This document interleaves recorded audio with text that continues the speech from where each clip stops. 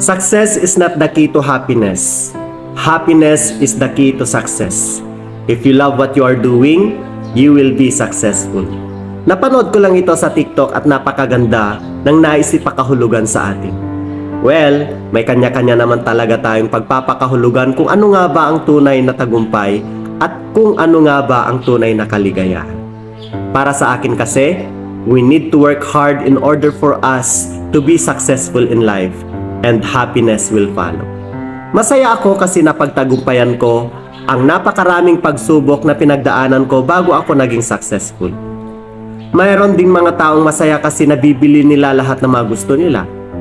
Marami silang pera, nakakapasyal sa malalayong lugar. At hindi natin yon mamamali. Basta, gaano man tayo katagumpay sa buhay, kung walang Diyos sa atin, di natin makakamtan ang tunay na kaligayahan. Tandaan natin, at sana'y maunawaan natin ito.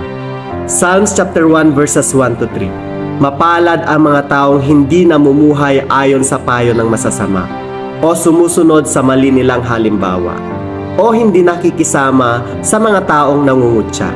Sa halip ay nagagalak siyang sumunod sa mga aral na mula sa Panginoon, at araw-gabi ito ay kanyang pinagbubulay-bulayan.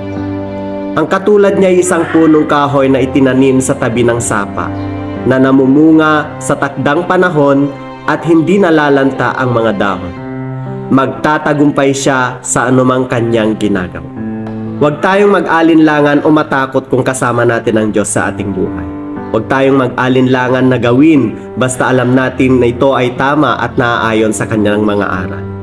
Ang Diyos ay kasama natin at sa Kanya natin matutunghayan ang tunay na tagumpay at tunay na kaligayahan. Maraming salamat po at God bless po sa inyo.